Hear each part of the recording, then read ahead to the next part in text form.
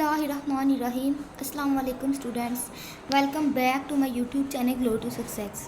आज हमने first year की फ़िज़िक्स की बुक पढ़नी थी, जिसका हमने लेक्चर शुरू किया हुआ था। टॉपिक था स्केलर और डॉट प्रोडक्ट को डिटेल में एक्सप्लेनेशन उसकी करनी थी। तो इसकी हमने जो करैक्टरिस्टिक रह गई थी, पीछे वाला तो हमने कर लिया हुआ था ना, मतलब इसकी जो थी एक्सप्लेनेशन थोड़ी सी हमने की थी। तो उसकी करैक्टरिस्टिक क्या है, करैक्टरिस्टिक ऑफ स्केलर और डॉट प्रोडक्ट, ये हेडिंग दे लेंगे। फर्स्ट वाली करैक्टरिस्टिक देखते हैं, कम्यूटेटिव प्रॉपर्टी। ये एक ऐसी प्रॉपर्टी है, scalar product of two vector, vector A and vector B will be. Scalar product देख लेते हैं इसकी कम्यूटेटिव प्रॉपर्टी ऐसी प्रॉपर्टी होती है जिसमें जो दो वेक्टर होते हैं वो एक दूसरे के डायरेक्टली प्रोपोर्शनल और पैरेलल इक्वल होते हैं।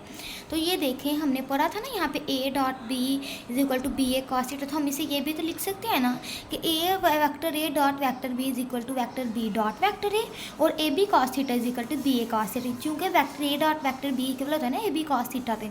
ये हमारी फर्स्ट प्रॉपर्टी थी। Hence we prove that commutative law holds in vector product. Scalar product में कम्यूटेटिव लॉ होल्ड्स करता है for perpendicular vector.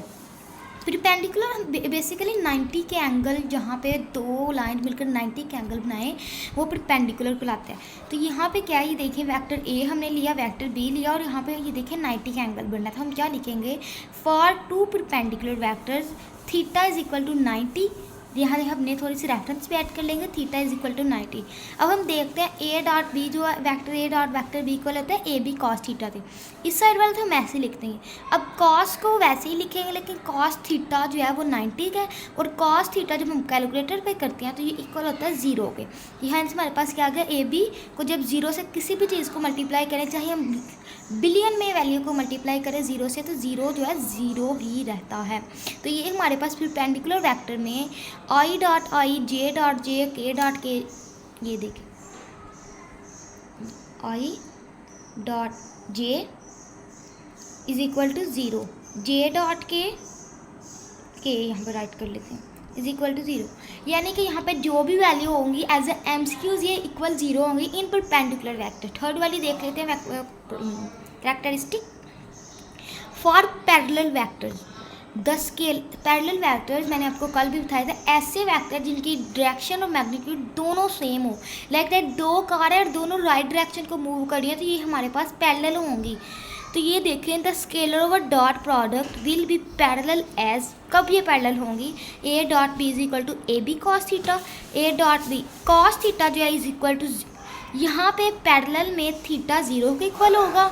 Hence A B cos theta जो है हम थीटा की वैल्यू पुट करेंगे कॉस थीटा के 0, तो ये हो जाएगी कॉस थीटा जो होता है, हम अगर करें उस पर कैलकुलेटर पे, तो ये हमें 1 देता है।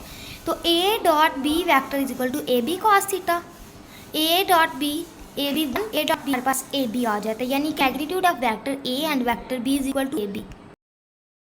फॉर एंटी पैरेलल में जो है इसकी ए डॉट बी किसके इक्वल आता है, for anti parallel vector the scalar product of two anti parallel vectors will be. Anti parallel में होता है कि जो डायरेक्शन होती है वो सेम नहीं होती है, वो एक दूसरे के पैरेलल होती है, एंटी पैरेलल होती है। यानी कि अगर एक राइट साइड का तो दूसरा लेफ्ट को होगा, एक अप को होगा तो दूसरा डाउन को होगा। तो ये देख लेते हैं, A dot B is equal to A B cos theta, anti parallel में थीटा इज इक्वल टू 180 होता है।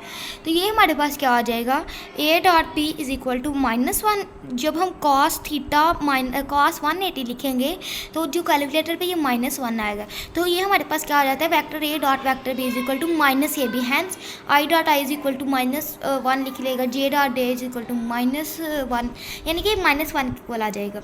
आगे से देखते हैं सेल्फ प्रोडक्ट। क्या इसमें सेल्फ प्रोडक्ट होल्ड करते हैं जो है स्केलर प्रोडक्ट में, डॉट प्रोडक्ट में। The self product of two parallel vector will be vector A dot vector A is equal to, अब हमने सेल्फ लेना है ना, तो वेक्टर ए को वेक्टर ए से हम मल्टीप्लाई करेंगे। तो ये हमारे पास क्या आ जाएगा, A double A cos theta. यहाँ पे कॉस थीटा सेल्फ है, यानी कि 0 के इक्वल आ जाएगी, तो थीटा इज इक्वल टू 0। ये आपने हमेशा याद रखना है, थीटा इज इक्वल टू हमारे यहाँ पे 0 आ गया। अब देखते हैं, A dot A is equal to A square, ये वाला हो जाएगा, और कॉस थीटा की जगह उसकी वैल्यू पुट करेंगे। अब कॉस थीटा जो होता है वो इक्वल 1 की होता है, तो ये हमारे पास क्या आ जाएगा, vector A dot vector is equal to A square. तो ये हम ये राइट कर लेंगे, यानी कि इसमें आई डॉट आई, जे डॉट जे और जो के डॉट ये होगा, आई डॉट के होगा, वो हमारे पास स्केयर की इक्वल आ जाएगा इन सेल्फ प्रोडक्ट में। आगे से देखते हैं छठी इसकी जो है कैरेक्टरिस्टिक फॉर रेक्टेंगुलर कंपोनेंट्स, इसका जो है इसका देखते हैं क्या होता है। इन rectangular components in term of rectangular components, हमने पीछे पढ़ा था ना रेक्टेंगुलर कंपोनेंट्स में थ्री डिमेंशनल होता है, एक्स एक्सिस, वाई एक्सिस और जी एक्सिस। तो ये क्या होगा, vector A is equal to a x i plus A y j plus a z k. B vector क्या होगा, b x i plus b y j plus b z k. अब ए dot B है, इसको हमने dot करना है, यानी कि इसको डॉट का मीन्स यहाँ पे मल्टीप्लाई क्या कैसे करना। पहले ए की वैल्यू लिख लेंगे, इनके मिड में जो हम डॉट लगा देंगे और फिर बी की लिख लेंगे। अब हम देखते हैं कि जो आई वाली वैल्यूज़ है, आई और आई, इन दोनों को इकट्ठा करके राइट कर लेते हैं। ए एक्स, ये देखिए a dot B vector is equal to a x B x और आई डॉट आई, फिर plus A Y B y j dot k plus a z b z k dot के। आई dot आई हमने पीछे पढ़ा था 1 के इक्वल होता है, जे डॉट जे भी 1 के इक्वल के, यानी कि ये जो 1 की प्रॉपर्टी जिसमें होल्ड करती है वो हमारे पास क्या प्रॉपर्टी थी, पैरेलल वेक्टर में ये हमारे पास 1 पे होल्ड करता है। तो ये हमारे पास क्या आ जाएगी, देखिए पैरेलल वेक्टर में 1 पे होल्ड कर रहा है। तो ये हम ले लेंगे A dot B A x B x plus A Y B Y, ये तो 1 की इक्वल हो जाएगा, 1 को मल्टीप्लाई करेंगे तो फिर वही वैल्यू आ जाएगी ना जो पहले होगी। तो ये हमारे पास क्या आ जाएगा, हैंस रेफरेंस जो हम ऐड करेंगे, a vector dot b vector is equal to A B cos theta के इक्वल होता है। तो हम क्या लिख लेंगे, यहाँ पे जो ए डॉट बी है ए बी कॉस थीटा के इक्वल आ जाएगा, और ये जो इस साइड वाली वैल्यूज़ राइट साइड की वो वैसे की वैसे बाय रीअरेंजिंग हम इसे करते हैं। कॉस थीटा जो ये वाला है वो इस तरफ आ जाएगा, चूँकि हमने कॉस थीटा फाइंड करना है। तो ये हमारे पास क्या आ जाएगा, a x B x plus A Y B y plus a z b z over a b, यानी कि इस तरफ जो ए बी था वो हमारे पास इधर आकर यहाँ पे मल्टीप्लाई हो रहा है ना कॉस थीटा के साथ, तो यहाँ पे आकर डिवाइड हो जाएगा। तो ये हमारे पास, अब हमने कॉस थीटा जो है उसको भी करना है, क्योंकि हमने थीटा की वैल्यू हर किसी में फाइंड कर रहे हैं कि थीटा 0 की इक्वल आए, 1 की इक्वल आए, माइनस की इक्वल आए हैं जिसके भी। तो ये क्या होगा, कॉस थीटा, थीटा इधर ही रहेगा, यहाँ पे कॉस आके इधर इन्वर्स हो जाएगा। तो इन्वर्स के प्रोडक्ट में ये देखिए कॉस इन्वर्स लगा लेंगे, a x B x plus A Y B y plus a z b z over a b. अब हम देख लेते हैं, ये मुझे लगता है आपको सही से समझ आ गई होगी, क्योंकि मैंने बड़े अच्छे से एक्सप्लेन करके आपको बता दिया है, बिल्कुल इजी है। आपने बस इसकी जो 6 इसमें प्रॉपर्टीज़ होल्ड करी है ना, तो आपने 6 की 6 याद रखने, बड़ा ही इंपॉर्टेंट। आप साथ लिख लें मोस्ट इंपॉर्टेंट लॉन्ग क्वेश्चन, क्योंकि ये हर मरतबा आया होता है, या स्केलर प्रोडक्ट आ जाता है या वेक्टर प्रोडक्ट आ जाता है। पहले हमने जो है वेक्टर डॉट प्रोडक्ट में पढ़ा था, अब हम वेक्टर क्रॉस प्रोडक्ट में देखते हैं। इसके भी एज इट इज़ वही चीज़ें, एक्सप्लेनेशन पहले थोड़ी सी राइट करेंगे, डेफिनेशन राइट करेंगे, रिलेशन करेंगे, एग्जांपल कोई देंगे, फिर एक्सप्लेनेशन करेंगे, फिर इसकी प्रॉपर्टीज़ देखेंगे। ये बड़ा इजी है, बिल्कुल उसके ऑपोजिट है। अगर आपको डॉट प्रोडक्ट की समझ आ गया तो क्रॉस प्रोडक्ट भी बहुत ही ज़्यादा ईजी है। डेफिनेशन इसकी क्या है, the product in which multiplication of 2 vector quantity it give us vector quantity. इसमें क्या होता है, वेक्टर को जब वेक्टर से ही मल्टीप्लाई करते हैं तो ये हमें वेक्टर ही प्रोडक्ट दे देता है, जो is known as vector over cross product. इसकी एग्जांपल देखते हैं, टॉर्क को हम टॉ से भी रिप्रेजेंट करते हैं, यानी जो स्मॉल टी जिसे हम कहते हैं इसको टॉ कहते हैं, इसे टॉर्क नहीं कहेंगे।